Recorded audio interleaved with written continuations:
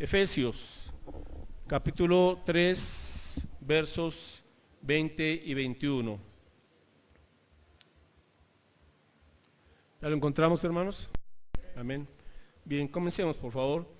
Y a aquel que es poderoso para hacer todas las cosas mucho más abundantemente de lo que pedimos o entendemos, según el poder que actúa en nosotros, a Él sea gloria en la iglesia, en Cristo Jesús, por todas las edades, por los siglos de los siglos.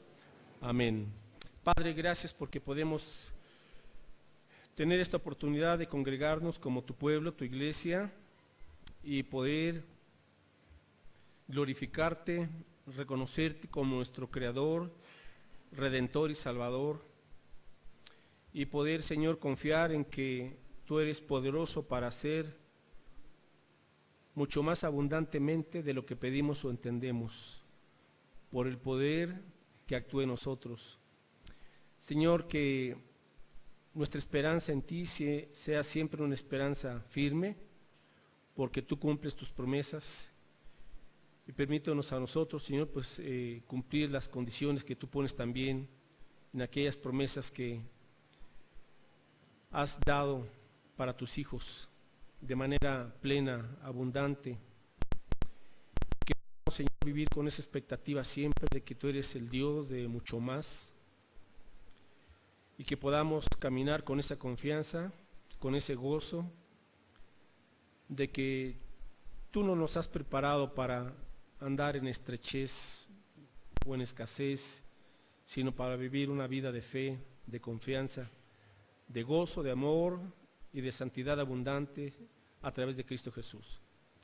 Padre, oramos rogándote que limpies, por favor, nuestras vidas, nuestros corazones, nuestros pensamientos de cualquier pecado, cualquier mancha, cualquier cosa que no te agrade. Queremos estar a cuentas contigo al iniciar esta celebración, pues tú eres un Dios santo y tú quieres un pueblo santo. Gracias porque en la sangre de Cristo hay perdón, hay limpieza, y en Él hay, Señor, restauración para que sigamos en la senda de tu santidad. Rogamos que nos ayudes para entender tu palabra y también para recibirla con fe y con mansedumbre, a fin de que nuestra fe se nutra y seamos equipados con tu palabra para toda buena obra, a fin de que sigamos creciendo y madurando hasta la plenitud de tu Hijo Jesucristo, en cuyo nombre rogamos todo esto. Amén. Pueden tomar sus lugares, hermanos. Bueno, hermanos, hoy vamos a tener el mensaje titulado El Dios de mucho más. Ya hace algunos años, me acuerdo, compartí este mensaje, así es que no piense que es un refrito, sino tuve que prepararlo otra vez. El Dios de mucho más. Estamos en una época, y sobre todo en el mundo, ¿verdad?, en donde la gente, pues ahorita habla mucho del amor, de la paz, de la esperanza. Pero, hermanos, cuando hablamos de la esperanza, uno tiene que ver cómo estamos en cuanto a la esperanza en nuestra vida. La esperanza es una virtud muy importante para el ser humano y en este caso para los creyentes. La esperanza, porque esa esperanza es lo que nos permite seguir adelante a pesar de que nos encontramos en ocasiones con obstáculos, con algunos tropiezos, con las palabras del enemigo que nos quiere desanimar, que nos quiere desalentar, y a veces nuestras expectativas bajan y esperamos, pues, la verdad de la vida muy poco, y eso se ve muchas veces en una actitud de tristeza, ¿verdad?, de desaliento por las circunstancias en todo el mundo y particularmente en nuestro país o en nuestro entorno más cercano. Pero quiero compartir a través de este mensaje y espero que la esperanza pueda renovarse y acrecentarse en esta tarde, porque Dios es capaz de hacer mucho más de lo que nosotros pensamos, dice este versículo de Efesios 3:20, a aquel que es poderoso. Entonces el creyente nunca debe de apartar su mirada en aquel que es poderoso, es el único Dios verdadero, y entender que Dios es capaz y que Dios supera nuestras expectativas, y que tenemos que avanzar, mis hermanos, porque a veces estamos como en el mismo lugar dando vueltas y estamos ahí sin mayor avance. Tenemos que esperar y buscar lo que Dios quiere para cada uno de nosotros, el Dios de mucho más. Vamos a ver 5 ejemplos de esta característica de el Dios de mucho más. Y comenzamos en el Antiguo Testamento, por favor, en donde nos encontramos con esta expresión del Dios de mucho más. segundo libro de Samuel, capítulo 12, segundo de Samuel 12, versículos 7. Segundo de Samuel 12, bueno, la historia, recordará usted, el rey David ya estaba gobernando, estaba reinando, estaba teniendo muchas victorias, obviamente la prosperidad estaba yendo hacia adelante en esta nación, y había mucha bendición en la vida del rey David. Sin embargo, en el momento en que el rey David debió de haber estado en la guerra, porque dice la escritura que era el tiempo en que los reyes salían a la guerra, pues a David se le hizo fácil, se confió en sí mismo, él pensó, tengo bendiciones abundantes, tengo seguridad, tengo un reino próspero, tengo un gran ejército, soy un rey hábil, entonces no necesito ir a la guerra, que vayan mis súbditos, mis ejércitos. Y era el tiempo para que el rey David estuviera ahí guiando a su ejército, pero se confió y se quedó en su palacio y se levantaba tarde y andaba por ahí nomás viendo y contemplando el horizonte, cuando de repente vio a una mujer hermosa que era Betsabé, que era la esposa de uno de sus soldados, y cuando David la ve, pues se siente atraído por la hermosura de esta mujer, la manda a llamar y se acuesta con ella, se embaraza, y cuando se entera el rey, pues manda a través de engaños y de artilugios y de una serie de estratagemas, manda matar a Urías, al esposo de esta Betsabé, ¿verdad? Bueno, triste esta situación porque el rey usó de este tipo de artimañas. Y entonces comienza, podemos decir en cierto sentido, el declive de David. Versículo 7, segundo de Samuel 12, del 7 al 9. Había pasado más o menos un año. El rey David no había reconocido su pecado, lo había guardado, pero Dios mandó a uno de sus profetas, ¿verdad? Al profeta Natán, y dice en el versículo 7, a ver, déjeme ver, estaba yo en primero de Samuel, con razón, no me checaba aquí el asunto. Bueno, segundo de Samuel capítulo 12, verso 7 al 9, va el profeta Natán y le dice a David: tú eres aquel hombre, así ha dicho Jehová, Dios de Israel, yo te ungí por rey sobre Israel, y te libré de la mano de Saúl, y te di la casa de tu señor, y las mujeres de tu señor en tu seno, además te di la casa de Israel y de Judá. Y si esto fuera poco, te habría añadido mucho más. ¿Por qué pues tuviste en poco la palabra de Jehová, haciendo lo malo delante de sus ojos?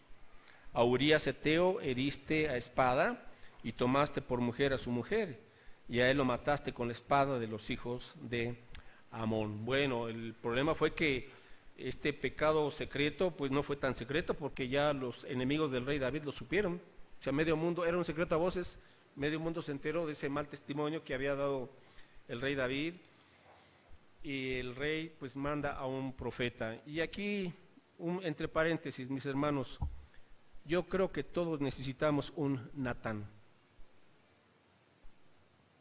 ¿verdad? Alguien que nos diga: mira, tú piensas que estás en las nubes aquí, y allá, pero ¿sabes qué? Hay esta situación en tu vida que no está bien delante del Señor. Y qué bendición son estos hermanos que ejercen esta función de Natán, ¿verdad? Que nos tienen que confrontar con nuestra desobediencia a Dios. Podemos aparentar como el rey David mucho tiempo, pero si somos hijos de Dios, Dios nos va a decir: eres mi hijo, no te has arrepentido, te he dado tiempo suficiente, pero insistes. Entonces Dios tiene que enviarnos un profeta Natán, y ese profeta Natán puede ser su esposo, su esposa, su hijo adolescente, que nos conocen perfectamente bien, ¿verdad? O puede ser un hermano de la iglesia, o algún compañero inclusive que nos conozca. Bueno, el problema, mis hermanos, viene cuando las cosas nos tienen a nosotros, en vez de nosotros tener las cosas. El problema viene cuando los deseos de la carne nos atrapan, y la Escritura dice que cada día el creyente debe morir a la carne mediante el poder del Espíritu Santo y la palabra de Dios. Pablo dice: cada día muero. ¿Qué significa esto? Que el creyente, ante las luchas del mundo, hermanos, que son tenemos una luz de tentaciones, más aparte la antigua naturaleza, que aunque está crucificada, ha perdido su dominio, pero sigue ahí. Entonces, todos los creyentes estamos luchando contra los deseos de la carne en cualquiera de sus modalidades. Y el creyente tiene cada día que morir a la carne mediante el poder del Espíritu Santo. Dice el libro de Proverbios 4:23, sobre toda cosa guardada, guarda tu corazón, porque de él mana la vida. Joven, si hay algo que tienes que cuidar en tu vida es tu corazón. Porque en tu corazón tú sabes lo que piensas, solamente tú sabes las ideas que tienes en tu corazón, tu pensar, tus planes, todo proviene del corazón. El corazón es la fuente de donde viene la vida. Tus luchas, lo que sea, o buenas intenciones, etcétera, están en tu corazón. Dice entonces el Proverbios, sobre toda cosa que cuides y que guardes, cuida tu corazón, porque de él proviene la vida. Mis hermanos, podemos a veces nosotros pues engañar a medio mundo, pero el corazón, lo que hay en el corazón tarde que temprano va a salir. Tenemos que mantener un corazón limpio con la ayuda del Señor. Ahora, por otro lado, nuestra conciencia nos acusa, ¿verdad? También cuando algo no está correcto, tenemos una conciencia que nos está señalando cuando algo es bueno o algo es malo. Entonces, no acalle su conciencia. Hágale caso también a su conciencia, porque la conciencia también la usa el Espíritu Santo. No hagas caso omiso de las enseñanzas de la Escritura. Si ya sabes que tienes que vivir en santidad, pues no pienses que eres tan maduro como para estarte exponiendo al pecado, a las tentaciones. No, mis hermanos, no es sabio. Si ya nos conocemos, pues Dios nos conoce mucho mejor. Entonces mejor tenemos que guardar nuestro corazón de la lujuria. No viole su conciencia. Ahora dice aquí en el versículo 8, al final, Dios te habría añadido mucho más, mucho más. Bueno, si ya el rey David era un hombre próspero, ¿a qué se referirá ese mucho más? Dios te habría añadido mucho más. ¿Sabe qué pienso? Yo creo que obviamente en ese mucho más caben más victorias contra el enemigo, obviamente más botín, riqueza, etcétera, pero yo pienso por la disciplina que Dios le mandó al rey David, yo deduzco que ese mucho más se refiere a lo siguiente. Lea por favor el versículo 10. Y aquí viene lo que le dice Natán, bueno, Dios a través del profeta Natán, por lo cual ahora no se apartará jamás de tu casa la espada, por cuanto me menospreciaste y tomaste la mujer de Urías Heteo para que fuese tu mujer. Verso 14. Mas por cuanto con este asunto hiciste blasfemar a los enemigos de Jehová, el hijo que te ha nacido ciertamente morirá. Ahora, mis hermanos, ¿qué es lo que le estaba diciendo? Que el rey David iba también a tener que enfrentar consecuencias como la de que la espada no se iba a apartar de su casa. Más adelante le dice el profeta, vas a tener constantemente conflictos en tu hogar. Deducción, ¿qué le habría dado Dios como una bendición extra al rey David? Paz en su familia. Paz en su familia. Hoy la gente puede tener una seguridad económica, material, etcétera, etcétera, pero mucha gente hoy está careciendo de paz en su casa, ¿verdad?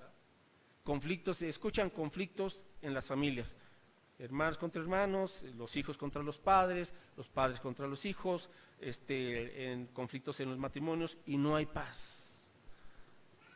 Y esa bendición solamente la puede dar Dios, hermanos. Un hogar en paz, un hogar con la paz de Dios. A veces llegan los hijos y el ambiente que hay en el hogar es un ambiente de tensión, conflictos, discusiones, acusaciones, violencia, etcétera. No hay paz. El Dios de mucho más puede darnos paz, pero mis hermanos, un requisito es vive en santidad. Cuídate de la lujuria, cuídate de las tentaciones, y entonces podrás experimentar paz en tu matrimonio, paz en tu hogar. No digo que no haya conflictos, porque en todo hogar hay sus temporaditas, ¿verdad? de conflictos, de ajustes, de desajustes, de aquí, bueno, es natural pues.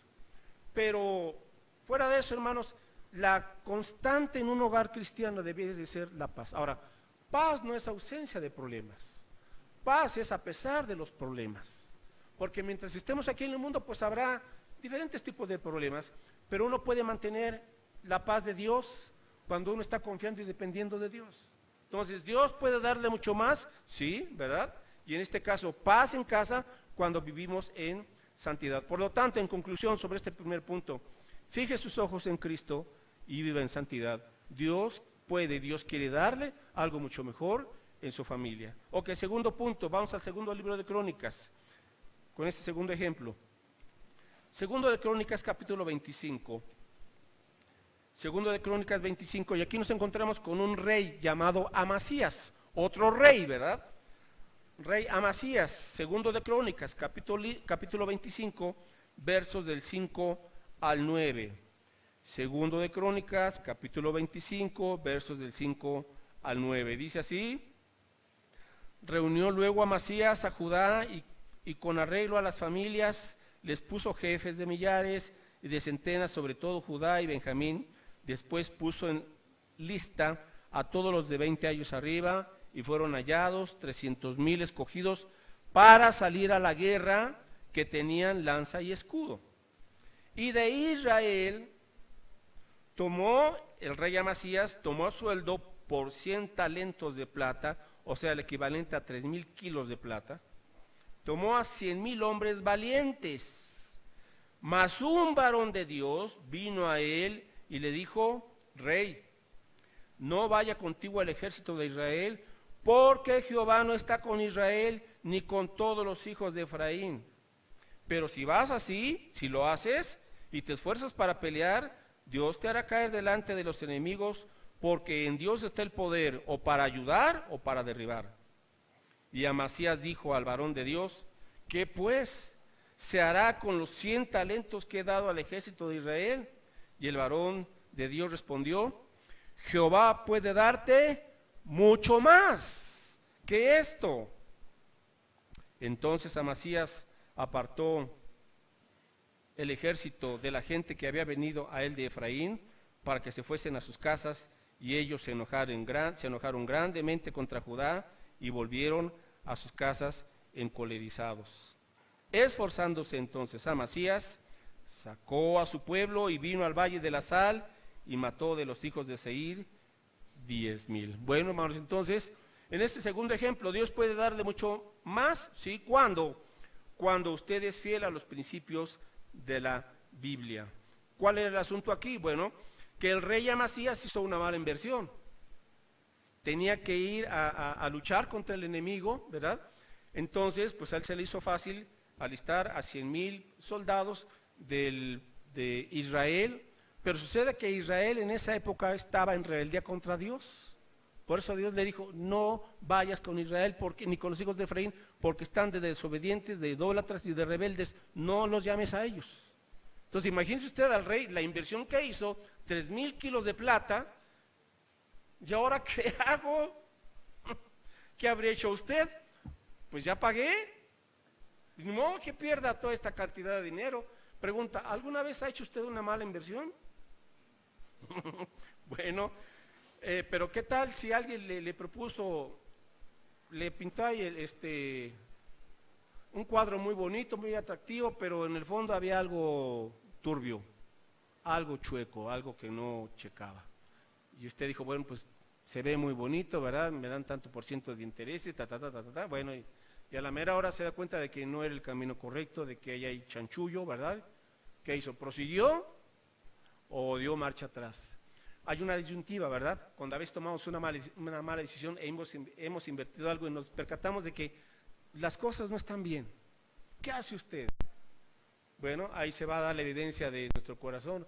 O confío en Dios y aunque pierda ese dinero, pero Señor, pues más vale estar a cuentas contigo, guardar un corazón íntegro. La disyuntiva es: pero pues voy a perder. Bueno, aquí nos dice el Señor: Jehová puede darte mucho más que esto. Ok, todos tomamos en un momento, a veces, mis hermanos, malas decisiones, ¿de acuerdo? fue una mala decisión. Dios, aquí está la misericordia del Señor, va con Amasías porque él sabe que no lo hizo a sabiendas en ese sentido, ¿verdad? Pero cuando el Señor le advierte, a través de un varón del Señor, le dice, ¿sabes qué? Que no hagas esto, tienes que cortar con esta mala asociación, ¿verdad? Porque entonces estás desobedeciendo al Señor. Bueno, afortunadamente en este pasaje el rey Amasías le hizo caso y prefirió perder lo que había invertido, pero mantener su confianza y su integridad en Dios. Dios puede darte mucho más. ¿Confías? ¿Crees esto?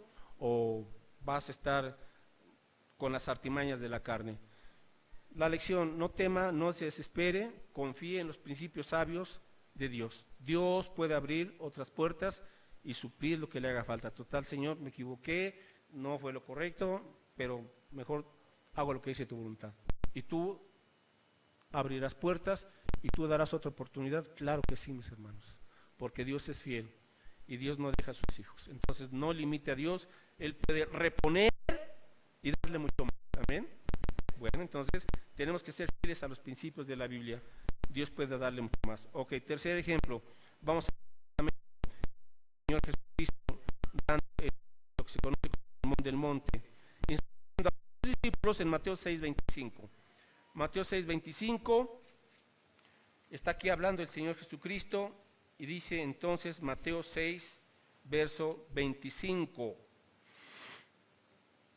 Por tanto os digo, no os afanéis por vuestra vida, qué habéis de comer o qué habéis de beber, ni por vuestro cuerpo, qué habéis de vestir. No es la vida más que el alimento y el cuerpo más que el vestido. Hoy la gente se está ocupando más del cuerpo y en el vestido, en su alma. La gente se está volviendo muy de apariencia, pero está descuidando su corazón y hay un tremendo vacío. Ahora, la gente se está afanando mucho y se está hablando ya de una próxima recesión, etcétera, etcétera. Bueno, los economistas que saben de estas cosas, y ya mucha gente está nerviosa. Bueno, ¿qué hay que hacer? Bueno, no dice el Señor que no planeemos, está diciendo no te afanes, o sea, no estés angustiado, no estés con esa preocupación constante. Eso, el mundo, está así el mundo con esa ansiedad. Tú, ¿qué es lo que tienes que hacer? Verso 30, y aquí Jesús les instruye al respecto y les dice entonces del 30 al 33, y si la hierba del campo que hoy es y mañana se echa en el horno, Dios la viste así, ¿no hará mucho más a vosotros, hombres de poca fe? No os afanéis pues diciendo, ¿qué comeremos, qué beberemos o qué vestiremos? Porque los gentiles, o sea, la gente que no conoce a Dios, buscan todas estas cosas. Pero vuestro Padre, aquí está, pero vuestro Padre celestial sabe que tenéis necesidad de estas cosas. Mas buscad primeramente el reino de Dios y su justicia, y todas estas cosas os serán añadidas. Bueno, Dios puede darle mucho más a usted. La cuestión es, no viva con esa angustia y con esa preocupación, porque lo único que denota eso es falta de fe o poca fe. Ahora, Cristo dice aquí, los gentiles, los que no conocen a Dios, ellos están así, dice, pero ustedes tienen un Padre celestial que sabe de qué cosas necesitan. A ver, jóvenes que a veces dicen, pues en mi casa apenas hay para comer, ¿cómo le hago para sostener mi carrera? Bueno, pídele a Dios. Tienes que comenzar por ahí. Otra vez, la Escritura no dice que no planeemos, dice que no nos afanemos. Entonces, planee, pero confíe en Dios. Y deje de estarse angustiando. Dos lecciones aquí, mis hermanos. Bueno, tres. Número uno, la preocupación no logra nada. Dice Jesús, nada ganas preocupándote. Al contrario, vas a ganar una gastritis, una colitis y se te va a andar disparando, ¿cómo se llama? La presión, ¿verdad? ¿Qué ganas? Al contrario, vas a perder porque vas a tener que ir a ver al doctor y vas a tener que ir y comprar medicinas. Entonces, tranquilo. En vez de preocuparte, mejor ora. En vez de preocuparte, ora. Dos, segundo lugar, ordena tus prioridades. Ordena tus prioridades. ¿Y cuáles son las prioridades? Busca primero al Señor. Busca primero al Señor. Cada día tiene su propio afán. Salmo 55, 22. Tenemos otra promesa. Sé fiel en lo que el Señor te da, dale el primer lugar y confía en Él. Salmo 55, verso 22. Echa sobre Jehová tu carga y Él te sustentará. No dejará para siempre caído al justo. Amén. A veces caemos, mis hermanos, a veces resbalamos, ¿verdad? A veces se nos van los pies. Pero cuando usted y yo decimos, Señor, ya esta carga me está hundiendo y hundiendo y hundiendo, y puede ser una carga por cualquier situación que usted vea que no puede. Bueno, Señor, aquí está mi carga. Recuerde, Dios es el Dios de muchos. Habrá que hacer a veces algunos ajustes, los hacemos. A veces hay que hacer ajustes. A veces queremos pues toda la bendición sin hacer ajustes. No, hermanos, a veces vamos a tener algunos ajustes, reajustes y apretar. Bueno, tener una adaptación sobre intentar en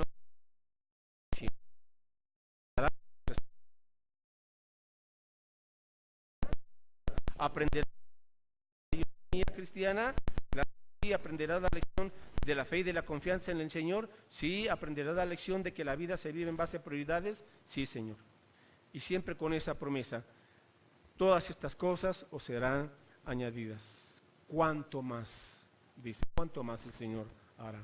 Ok, el penúltimo ejemplo, vamos a Mateo 7.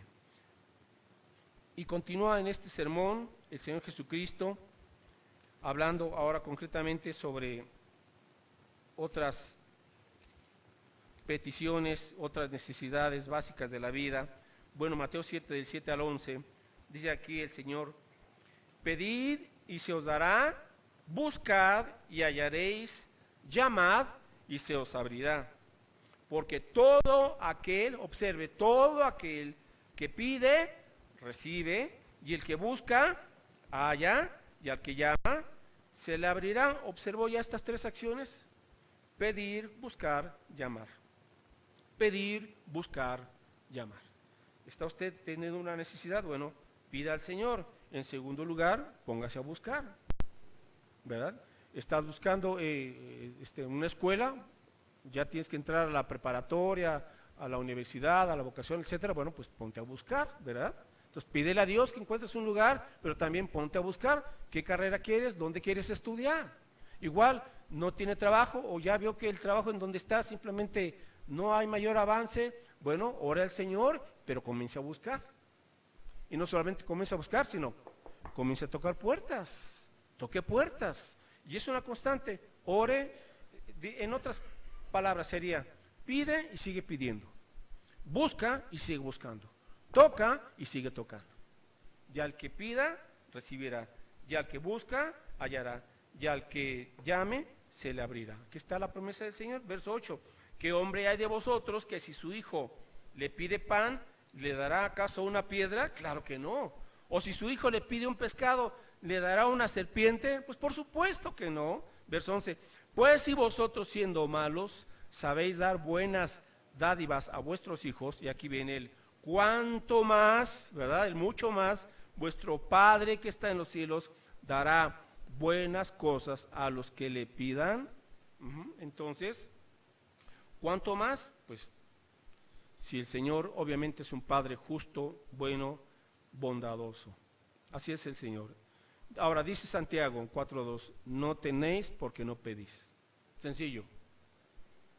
No tenéis porque no pedís. Santiago 4:2. Sucede, mis hermanos, a veces ante las necesidades, etcétera, etcétera, de cualquier índole, lo primero que hacemos es quejarnos. Y lo segundo que hacemos es seguirnos quejando. Cuando si hay alguna situación difícil o lo que sea, lo que tenemos que hacer es, Señor, aquí está esta situación, esta necesidad, este obstáculo, y pedimos a Dios, Señor, abre una puerta, por favor. Señor, dame las ideas, dame la sabiduría, dame la salud, dame la fortaleza, etcétera, etcétera.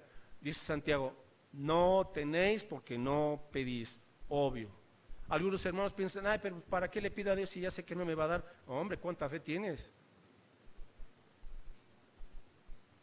Dijo el Señor, si tuvieras fe como un grano de mostaza. Pues con esa fe, pídele al Señor. Hubo una ocasión en cuando el Señor Jesús regresaba de un retiro con tres de sus discípulos, y los otros que se habían quedado no habían podido echar fuera de la vida de un jovencito a un demonio, no habían podido. Y le dice el Señor al papá del muchacho, ¿qué pasa? ¿Qué tienes? Bueno, pues traje a mi hijo con tus discípulos y nadie pudo echarle aquí a este chamuco, a este demonio. Y Jesús les dice, bueno, ¿hasta cuándo voy a tener que estar con ustedes? ¿Verdad? ¿Dónde está su fe? Ok, pero el punto es,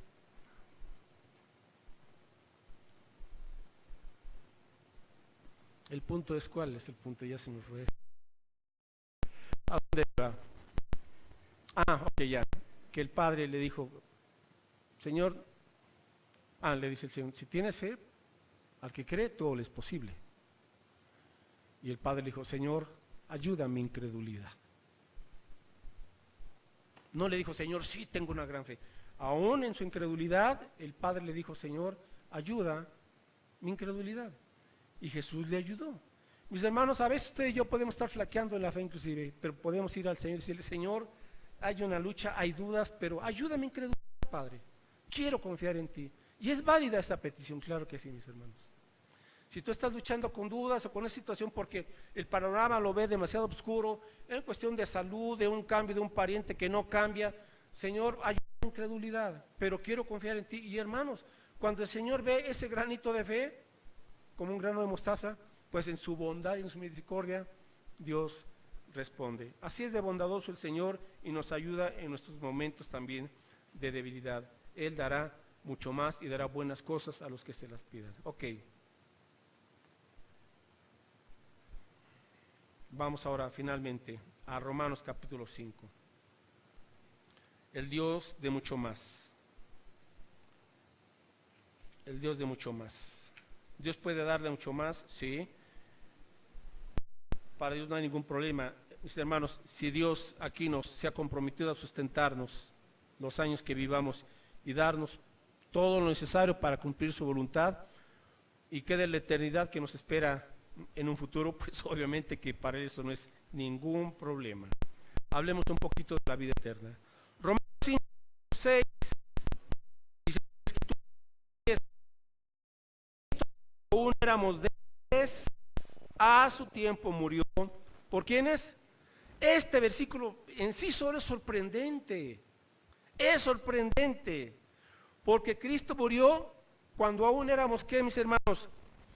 Débiles. Nosotros esperamos, pues sí, mira, te voy a dar esto cuando estés ya en una situación perfecta o casi perfecta. No, en nuestra plena debilidad de maldad y de pecado, en lo más y en lo más profundo del lodo cenagoso del pecado en que nos encontramos, en ese mayor punto de debilidad, Dios nos rescató. Dios no rescata gente limpia ni gente justa porque no existe. Punto. No existe. Dice Juan, si alguno dice que no ha pecado, el tal es mentiroso. Dice, porque todos han pecado. Bueno, pues en ese punto más tremendo y sucio de nuestra vida, ahí en nuestra debilidad, en la debilidad, mis hermanos, Dios mostró su gracia y nos rescató. Pero vamos al siguiente punto. Y a su tiempo murió por ¿quiénes? Por los buenos, ¿sí?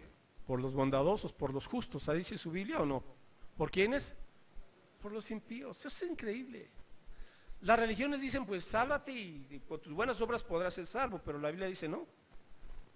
Dios vino no a salvar a los justos, porque no hay justos. Dios vino a salvar a los pecadores, a los impíos, a usted y a mí. Verso 7. Ciertamente apenas morirá alguno por un justo, con todo pudiera ser que alguno osara morir por el bueno. Ahora Pablo está hablando un poquito sarcásticamente porque ¿quién es justo y quién es bueno? Verso 8. Mas Dios muestra su amor para con nosotros, que siendo aún pecadores, que Cristo murió por nosotros. Otra vez, hermanos, a veces uno dice, Señor, dame una señal de tu amor. Ya te di mi máxima señal de mi amor por ti. ¿Cuándo y dónde, Señor? En la cruz. Señor, pero ahorita ves que tengo este problema, que ya estoy hasta aquí, que no aguanto. Muéstrame tu amor. Ya te lo mostré. Estás en una prueba de la cual vas a salir adelante, entiéndelo. Amén. ¿Ya captó el asunto? Entonces no le esté pidiendo al Señor más muestras de su amor perfecto, su amor infinito y su amor que no disminuye ni se acrecienta porque ya lo dio perfectamente. Lo mostró en la cruz del Calvario cuando Cristo estaba derramando hasta su última gota de sangre por usted y por mí. Amén. Verso 9. Pues mucho más, aquí está, ¿verdad? Estando ya justificados en su sangre, por él seremos salvos de la ira. Bueno, aquí está el Dios de mucho más. Ahora que hemos sido justificados, perdonados, limpiados por la sangre de Cristo, mucho más seremos salvos ¿de qué? De la ira. Entonces, hay algo que la gente no sabe, hay una ira justa, santa y perfecta de Dios. A Dios no lo podemos sobornar. Él es perfecto y Él es un padre, pero también Él es juez. Y como juez, Él tiene que dictaminar justicia. Y todo el alma que pecare, esa morirá. No hay vuelta de hoja. ¿Qué hizo Dios ante esa disyuntiva de que aquí están los impíos, merecen la condenación eterna, que somos todos, pero quiero que estén conmigo? ¿Qué hizo Dios? Alguien tenía que pagar por el culpable, envió a su único hijo para que Él llevara las consecuencias de nuestro pecado, y en esas consecuencias la ira de Dios la llevó Cristo en la cruz del Calvario, la ira justa de Dios. Por eso, mucho más, hemos sido salvados de la ira, la condenación eterna y un infierno eterno que merecíamos, hermanos, por nuestros pecados. Dios nos libró, gracias a la sangre del Cordero. Verso 10, porque si siendo enemigos fuimos reconciliados con Dios por la muerte de su Hijo, mucho más, otra vez está esa frase, estando reconciliados seremos salvos por su vida. Dos cosas, la ira de Dios fue absorbida, fue llevada en el cuerpo de Cristo en la cruz del Calvario, pero ahora Dios mucho más nos da la salvación eterna, la salvación eterna. Hermanos, qué bendición, que usted, si ya ha venido a Cristo, usted ya tiene la vida eterna. Usted no está con que, Señor, si eres salvo, me perdonarás, viviré contigo, después de que muera, Señor, ¿a dónde voy? Pues vas a la presencia de Cristo si estás en Cristo.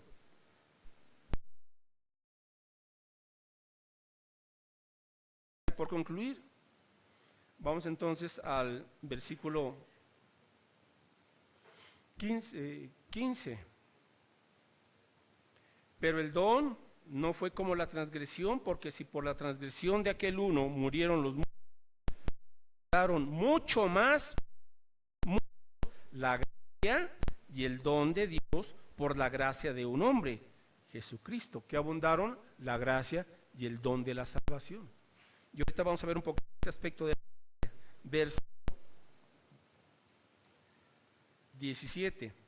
Pues si por la transgresión de uno solo, o sea, la transgresión de Adán, reinó la muerte, mucho más reinarán en vida por uno solo, o sea, por Jesucristo, los que reciben la abundancia de la gracia y el don de la justicia. Verso 20.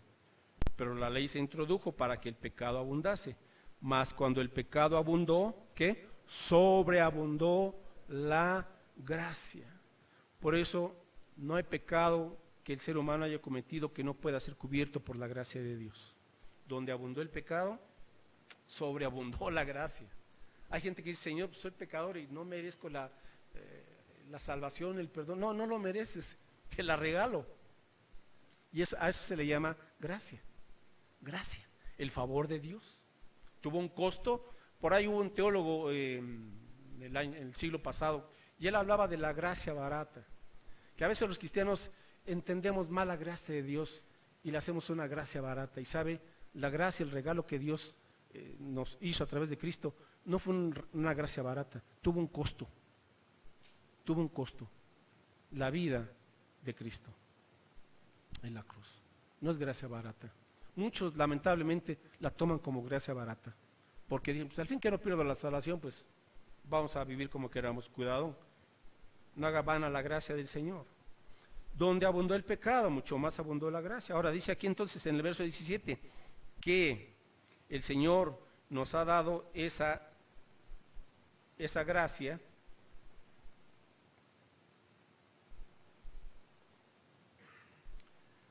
para que, dice aquí, pues si por la transgresión de uno solo reinó la muerte, mucho más reinarán en vida. Observe esa frase. Mucho más reinarán en vida por uno solo, o sea, por Jesucristo, los que reciben la abundancia de la gracia y el don de la salvación. Y con esto ya casi concluyo. Claramente, mis hermanos, Dios puede dar mucho más en cuanto a la vida eterna, ya la tenemos gracias a Él. Pero mientras estamos aquí en la tierra, hay un estilo de vida que debiésemos de tener, y se llama aquí reinarán en vida. Ahora, ¿qué significa esa expresión? Reinarán en vida. Se está refiriendo a quienes, a los cristianos. Ahora, alguien, lamentablemente las personas del segmento o de la línea carismática han torcido esta frase y dicen que el reinarán en vida a los creyentes que usted debe vivir como un rey, una casa, una mansión, tener una cuenta millonaria, tener éxito en todas sus empresas, o sea, millonario. Bueno, esas son sus aberraciones. ¿Qué significa entonces realmente reinarán en vida? Significa, mis hermanos, número uno, habla de la gracia. Los que reciban la gracia de Cristo reinarán en vida. Bueno, número uno, gracia, anótelo o memorícelo, vuelvo a dar esta definición. Gracia es la fuente divina de fortaleza y poder que nos capacita para reinar en vida. Entre paréntesis, reinar en vida. Ahora, ¿qué significa reinar en vida? Significa vivir vidas victoriosas y transformadas que hacen la voluntad del Señor. Eso es reinar en vida. O sea, una vida que está siendo transformada por la gracia de Dios y que tiene la capacidad para hacer la voluntad de Dios. Mis hermanos, ¿qué más queremos que eso? Un creyente cuya vida está siendo transformada de gloria en gloria por el poder del Espíritu Santo y una vida que está haciendo la voluntad de Dios, ¿qué más quiere que eso? Cuando usted está en la voluntad de Dios, en el camino del Señor, apoyado y respaldado por la mano de Dios, que es una mano de gracia, ¿cómo va a enfrentar la vida? Pues con una confianza única, Señor, estoy en tu voluntad, estoy en tu gracia, hay problemas, hay vicisitudes, hay altos y bajos, pero Señor, estoy en tus manos, dependo de tu gracia, de tu fortaleza, de tu capacidad. Eso es reinar en vida, mis hermanos, vivir siendo transformados para parecernos a Cristo y haciendo su voluntad, por el poder de su Espíritu Santo. Amén. ¿Ya se entendió o no? Eso es reinar en vida a través de la gracia de Cristo, el Dios de mucho más. Amén. Oramos. Padre, gracias por tu palabra, porque tú eres el Dios de mucho más. Permite, oh Dios, que nuestra esperanza abunde por la plenitud de tu Espíritu Santo, por la consolación que nos dan las Escrituras. Señor, al abundar en nosotros tu paz, tu gracia, al saber que nos has perdonado, aceptado y ahora puesto en un camino de santidad y en un camino, Señor, en donde tú quieres que reinemos en esta vida a través del servicio, a través de una vida transformada que se parece cada día más a Jesucristo y a través de una vida, Señor, que por tu poder hace tu voluntad. Aquí estamos, Padre Santo, tú eres el Dios de mucho más. Cualquier necesidad, cualquier obstáculo que tenemos enfrente, Señor, contamos con tu ayuda, con tu poder, que es mucho más allá de lo que pedimos o entendemos y que está a nuestra disposición de todos tus hijos. Y si alguna vez, Señor, pues hemos caído, tropezado, nos hemos alejado en un momento dado, pues tú eres el Dios de mucho más para que a través de tu gracia nos restaures, nos instruyas y nos pongas una vez más, Señor, en tu camino. Vemos en tu palabra que aún Pedro, quien te negó, 3 veces, fue restaurado. Y tú, Señor, como el Dios de mucho más, aún lo pusiste después para que Él instruyera al resto de tu iglesia. Tú eres el Dios de mucho más, Señor. Cuando había escasez en esa multitud y no tenían para comer, y te presentaron esos panes y esos peces, Señor Jesús, tú eres el Dios de mucho más. Tú multiplicaste para proveer. Cuando, Señor, Lázaro murió y tú fuiste 4 días después, tú como el Dios de mucho más, Señor Jesús, no lo sanaste, sino que lo resucitaste, porque eres el Dios de mucho más. Señor, en nuestra vida tú sabes circunstancias, retos,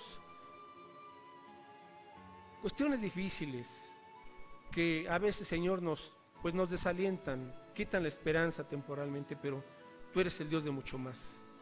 Y tú has prometido, Padre Santo, que al que te pide, al que busca y al que toca, tú darás. Encontraremos, puertas serán abiertas, Señor, porque tú eres el Dios de mucho más. Padre, que podamos tener una fe, una confianza diaria, y que cuando llegue la tentación, como el Dios de mucho más, tú, Señor, has prometido fortalecernos con esa santidad de tu Espíritu Santo para saber decir no a la tentación, para saber, Señor, humillarnos delante de ti y esperar en tu fortaleza, porque tú has dicho, Padre Santo, líbranos de las tentaciones y guárdanos de todo mal. Y seguimos orando, Señor, porque si en esta tarde alguien está teniendo algunas situaciones que humanamente hablando parecen imposibles o muy difíciles de arreglar, Señor, pues renueva nuestra confianza, por favor, en ti. Ayuda a nuestra incredulidad, porque tú eres el Dios de mucho más. Y tú nos puedes, Señor, dar victoria sobre cualquier pecado, cualquier maldad, cualquier vicio, sobre cualquier tentación. Pues tú te deleitas, Señor, en bendecir a tu pueblo con tu palabra, poniendo en nosotros el querer como el hacer por tu buena voluntad. Señor, si estamos necesitando sabiduría para tomar decisiones, pues tú dices que vayamos a tu palabra y que también oremos, y que tú, Señor, darás abundantemente al que pida de ti sabiduría.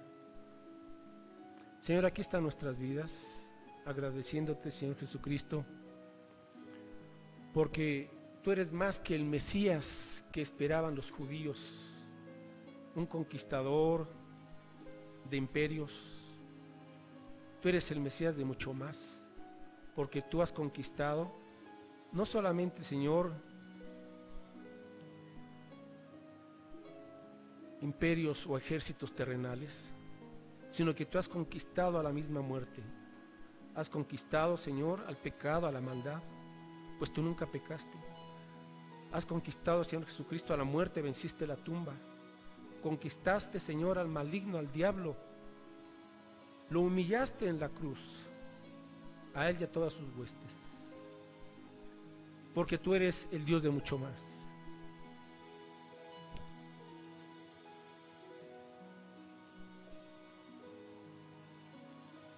Gracias, Cristo. Tú superas siempre nuestras expectativas. Y con esa confianza, Señor, permítenos levantarnos, caminar y retomar nuestra carrera, la carrera que tú nos has propuesto, la carrera cristiana. Renovando, Señor, nuestra dedicación a ti, nuestro caminar, sabiendo que contamos con un Dios de mucho más, que es misericordioso en gran manera, con un Dios y un Padre que es bondadoso en gran manera, Señor. Y que ante nuestros temores, Señor, nuestras dudas, nuestras luchas, tú las entiendes, Señor Jesús. Pues tú padeciste todo eso, pero venciste, porque eres el Dios de mucho más.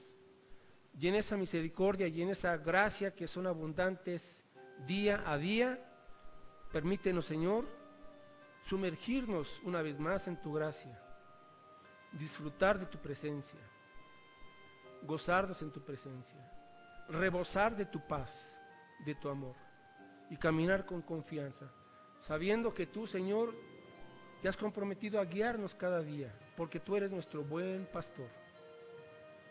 Y aunque en un momento dado nos descarriamos, tú, Señor, nos trajiste y nos pusiste en tu redil. Y ahora estamos, Señor, siguiéndote y escuchando tu voz, porque eres el Dios de mucho más. Padre, permítenos con esta confianza también renovar nuestro amor para compartir tu evangelio, sabiendo, Señor, que no tenemos por qué temer al hombre ni al rechazo, Señor, porque estamos compartiendo lo mejor del mundo, que es tu evangelio, son tus buenas noticias. Danos valentía, por favor, danos osadía, Señor, para compartir tu palabra, y sobre todo en estas fechas en donde la gente, pues de una u otra manera, están quizás más prestos a oír, Señor. Por la Navidad, permítenos explicarles y compartirles el verdadero significado de la Navidad, tus buenas noticias, que Cristo Jesús, el Salvador, vino para morir por nosotros, perdonarnos, salvarnos y darnos una vida nueva. Señor, que en estas fechas en donde vamos a encontrarnos quizás con familiares, amigos, vecinos, conocidos, con los cuales hemos perdido pues, la comunicación, en estas fechas permítenos, Señor, hablarles de tu amor, del Dios de mucho más. Porque donde abundó el pecado, sobreabundó tu gracia. Gracias, Padre Santo, usa nuestras vidas para tu honra y para tu gloria, en el nombre de Jesús. Amén.